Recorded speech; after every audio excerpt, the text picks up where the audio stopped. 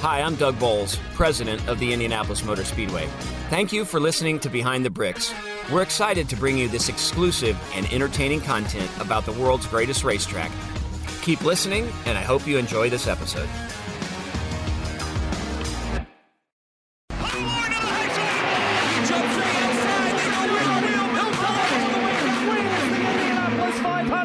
Hey, Indianapolis Motor Speedway fans, Doug Boles here with you for another episode of Behind the Bricks, although it might be better to be called On Top of the Bricks or Next to the Bricks. Scott back here is just finishing up replacing and cleaning up the 576 bricks that make up our start-finish line here at the Indianapolis Motor Speedway.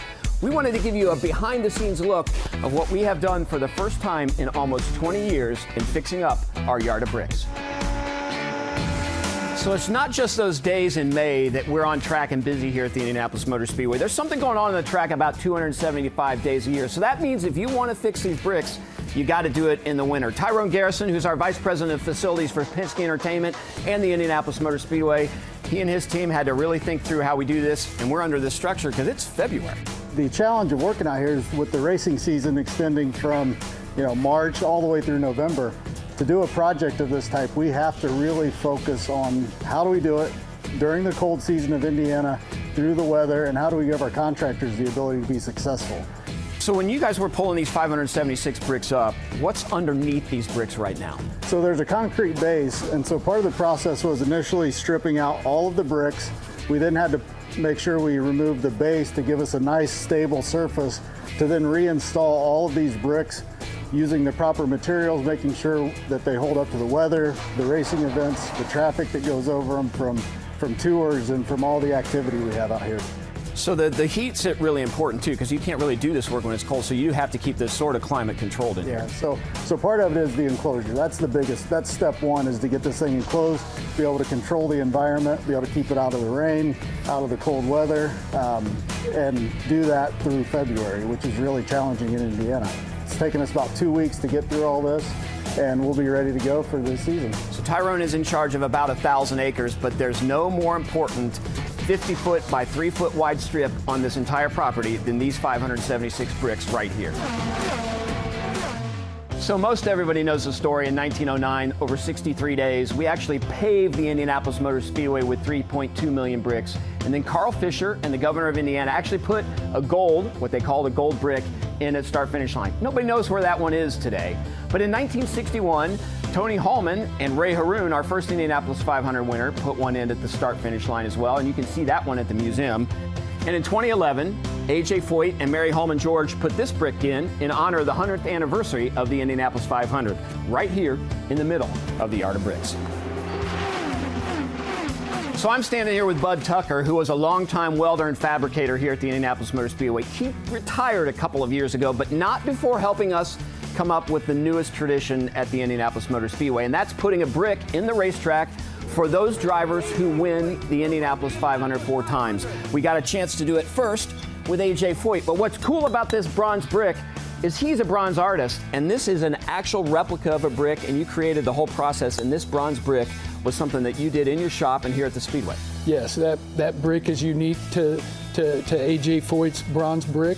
We made one for the track, and then we made another one for the driver to take home. And each brick that goes in the track, they're all 4 unique original bricks. And it was a little intimidating to give this to AJ, wasn't it? We didn't know how he was gonna feel about it when you had an opportunity to actually hand AJ his brick. Yeah, AJ was very gracious that day. And we knew that we were gonna put in a brick for Rick Mears and for Al Unser Sr. What we didn't know is that we were gonna put one in for Elio. And on Elio's brick, you actually had Elio help you pour the bronze for this brick. Yes, Elio came up to the maintenance facility weld shop, and he helped me cast it. So this is how these bricks came about, and you all know the history of why they're bronze bricks in the track, but this is Bud Tucker's idea, and it's a pretty cool one. Thank you, Doug. So when we did the first brick for A.J. Foyt to commemorate his 4 Indianapolis 500 wins, we chose 4 bricks down and 4 bricks over from the center, and actually put him in the upper right-hand corner, signifying turn 1 as the first 4-time winner of the Indianapolis 500. Al Unser Sr. goes 4 down and 4 over in turn 2. You've got Rick Mears, 4 up and 4 over in turn 3, and Elio's is going to go 4 up and 4 over in turn 4. So these will be here next time you're at the Indianapolis Motor Speedway. You can check them out. Something kind of cool, and I'm not going to give a secret away, but listen to this. AJ's brick has something special in it. So now you know the story about how we replace and fix the bricks. Most of these 576 bricks have been right here since 1909. A few of them have been repurposed. Austin's getting things ready for the team to put in those 5 bricks that you'll see next time you're down here on the Yard of Bricks at the Indianapolis Motor Speedway. Thanks for joining us on Behind the Bricks. We'll see you next time.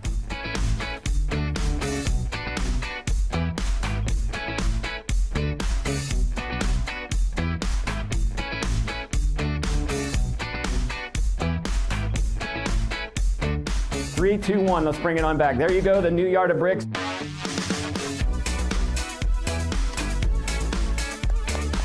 What an honor. Amazing. Amazing. Thank you.